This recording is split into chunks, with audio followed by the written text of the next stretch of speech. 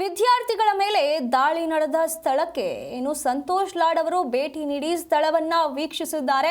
ಸ್ಥಳದಲ್ಲಿ ಗ್ರೌಂಡ್ ರಿಯಾಲಿಟಿಯನ್ನ ಸಂತೋಷ್ ಲಾಡ್ ಅರಿತಿರುವಂತದ್ದು. ವಿದ್ಯಾರ್ಥಿಗಳ ಹೋರಾಟಕ್ಕೆ ಸಂತೋಷ್ ಲಾಡ್ ನೈತಿಕ ಬೆಂಬಲವನ್ನ ಸೂಚಿಸಿದ್ದಾರೆ. ದೆಹಲಿಯ ಜಂತರ್ ಮಂತರ್ಗೆ ಭೇಟಿ ನೀಡಿ ಅವಲೋಕನವನ್ನ ನಡೆಸಿರುವಂತದ್ದು. ವಿದ್ಯಾರ್ಥಿಗಳೊಂದಿಗೆ ಮಾತನಾಡಿ ಸಮಸ್ಯೆಯನ್ನ ಸಂತೋಷ್ ಲಾಡ್ ಆಲಿಸಿದ್ದಾರೆ.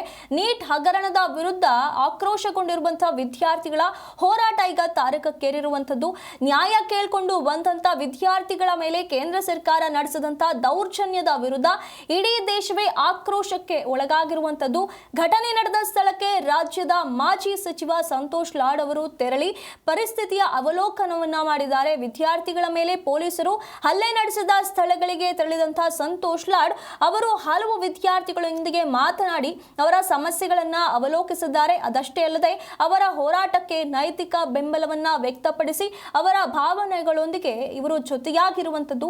ಏನು ಸಮಸ್ಯೆ ಆಗಿದೆ, ಯಾವ ರೀತಿಯಾಗಿ ದಾಳಿ ನಡೆದಿದೆ, ಆ ಒಂದು ಸ್ಥಳಕ್ಕೆ ಭೇಟಿ ನೀಡಿ ಗ್ರೌಂಡ್ ರಿಯಾಲಿಟಿಯನ್ನ ಚೆಕ್ ಮಾಡಿರುವಂತದ್ದು. ಯಾವ ರೀತಿಯಾಗಿ ಸದ್ಯದ ಪರಿಸ್ಥಿತಿ ಇದೆ ಅನ್ನೋದ್ರ ಬಗ್ಗೆ ಅರಿತುಕೊಂಡಿರುವಂತದ್ದು. ಅಲ್ಲಿರುವಂತಹ ವಿದ್ಯಾರ್ಥಿಗಳೇನಿದ್ರು ಅವರ ಜೊತೆಗೆ ಸಂತೋಷ್ ಲಾಡ್ ಚರ್ಚೆಯನ್ನ ಮಾಡಿದ್ದಾರೆ. ಅವರ ಬೇಡಿಕೆಗಳ ಬಗ್ಗೆ, ಸಮಸ್ಯೆಗಳ ಬಗ್ಗೆ ಆಲಿಸಿದ್ದಾರೆ. ಅವರಿಗೆ ನೈತಿಕವಾಗಿ ಬೆಂಬಲವನ್ನ ಕೂಡ ಸೂಚಿಸಿರುವಂತದ್ದು. ಹಾಗಾಗಿ ಈ ಒಂದು ಪ್ರತಿಭಟನೆ ನಡೀತಾ ಇರುವಂತಹ ಪ್ರತಿಭಟನೆಗೆ ಈಗ ರಾಜಕೀಯ ಗಣ್ಯರು ಕೂಡ ಬಂದು ಭಾಗಿಯಾಗ್ತಿದ್ದಾರೆ, ಸಪೋರ್ಟ್ ಮಾಡ್ತಿದ್ದಾರೆ. ಇಷ್ಟು ದಿನಗಳವರೆಗೆ ಕೇವಲ ಸ್ಟಾರ್ಗಳು ಬಂದು ಈ ಒಂದು ಪ್ರತಿಭಟನೆಯಲ್ಲಿ ಭಾಗಿಯಾಗ್ತಾ ಇದ್ರು.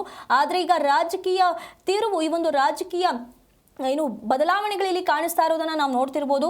ರಾಜಕೀಯ ಸ್ವರೂಪವನ್ನ ಪಡೆದುಕೊಳ್ತಾ ಇರೋದನ್ನ ನೋಡ್ತಾ ಇರ್ಬೋದು. ಹಾಗಾಗಿ ಇನ್ನು ಏನೆಲ್ಲ ಆಗುತ್ತೆ, ಕೇಂದ್ರ ಅಂತಿಮವಾಗಿ ಯಾವ ನಿರ್ಧಾರವನ್ನ ತೆಗೆದುಕೊಳ್ಳುತ್ತೆ, ಈಗಲಾದರೂ ಈ ಒಂದು ಪ್ರತಿಭಟನೆಯ ಉದ್ದೇಶ ಏನಿದೆ ಅದನ್ನ ಅರ್ಥಕೊಂಡು ಅವರ ಬೇಡಿಕೆಗಳಿಗೆ ತಕ್ಕಂತೆ ಇದಕ್ಕೆ ಉತ್ತರವನ್ನ ಕೇಂದ್ರ ಕೊಡುತ್ತಾ ಅನ್ನೋದನ್ನ ಕಾದು ನೋಡಬೇಕಾಗಿದೆ.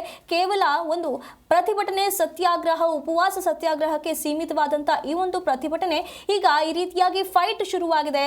ದಾಳಿ ಪ್ರತಿದಾಳಿ ನಡೀತಾ ಇದೆ. ಇದರಲ್ಲಿ ಎಷ್ಟೋ ಜನಕ್ಕೆ ಗಾಯಗಳಾಗ್ತಾ ಇವೆ. ಇದು ತೀವ್ರ ಸ್ವರೂಪವನ್ನ ಪಡೆದುಕೊಳ್ತಾ ಇದೆ. ಹಾಗಾಗಿ ಕೇಂದ್ರ ಇದರಲ್ಲಿ ಮಧ್ಯಸ್ಥಿಕೆ ವಹಿಸಲೇಬೇಕು, ಇದರ ಮಧ್ಯೆ ಬಂದು ಇದಕ್ಕೆ ಒಂದು ಕ್ರಮವನ್ನ ಕೈಗೊಳ್ಳಲೇಬೇಕು ಅನ್ನುವಂತ ಪರಿಸ್ಥಿತಿಗೆ ಬಂದು ತಲುಪಿರುವಂತದ್ದು. ಹಾಗಾಗಿ ಕೇಂದ್ರ ಬರುತ್ತಾ, ಇಲ್ಲಿ ಸಿಜೆಪಿ ಪಕ್ಷದ ಕಾರ್ಯಕರ್ತರು ಇಡ್ತಾ ಇರುವಂತಹ ಬೇಡಿಕೆಗಳನ್ನ ಈಡೇರಿಸುತ್ತಾ, ರಾಜೀನಾಮೆಯನ್ನ ಕೋರಿ ಇಷ್ಟೆಲ್ಲ ಮನವಿಯನ್ನ ಮಾಡ್ತಿದ್ದಾರೆ, ಹೋರಾಟವನ್ನ ಮಾಡ್ತಿದ್ದಾರೆ. ರಾಜೀನಾಮೆ ನೀಡ್ತಾರಾ ಧರ್ಮೇಂದ್ರ ಪ್ರಧಾನ್ ಅನ್ನುವಂಥ ಪ್ರಶ್ನೆಗಳಿರುವಂತದ್ದು. ಹಾಗಾಗಿ ನಿನ್ನೆ ಕೂಡ ವಿಪಕ್ಷದ ನಾಯಕರು ರಾಹುಲ್ ಗಾಂಧಿ, ಪ್ರಿಯಾಂಕಾ ಗಾಂಧಿ ಕೂಡ ಪ್ರತಿಭಟನೆಯಲ್ಲಿ ಭಾಗಿಯಾಗಿದ್ದಾರೆ. ಇಷ್ಟೆಲ್ಲ ತೀವ್ರ ಸ್ವರೂಪವನ್ನ ಪಡೆದುಕೊಂಡ ಬಳಿಕ ಈಗ ಬಿಜೆಪಿ ಇದರ ಬಗ್ಗೆ ಕ್ರಮ ತೆಗೆದುಕೊಳ್ಳುತ್ತಾ, ನಿನ್ನೆ ಏನೆಲ್ಲ ಟ್ವೀಟ್ಗಳು, ಇದರ ಬಗ್ಗೆ ಪೋಸ್ಟ್ಗಳು, ಚರ್ಚೆಗಳೆಲ್ಲವೂ ಕೂಡ ಹೊರ ಬಂದಿದೆ. ಇದಾದ ನಂತರ ಕೇಂದ್ರ ಕ್ರಮ ಕೈಗೊಳ್ಳುತ್ತಾ ಅನ್ನೋದನ್ನ ಕಾದು ನೋಡಬೇಕಾಗಿದೆ. ಇನ್ನೊಂದು ಕಡೆ ಸಂಸತ್ ಚಲೋಗೆ ಕೂಡ ನಿನ್ನೆ ಕರೆ ನೀಡಿದ್ರು. ಆ ಸಂದರ್ಭದಲ್ಲೂ ಲಾಠಿ ಚಾರ್ಜ್ ಆಗಿದೆ.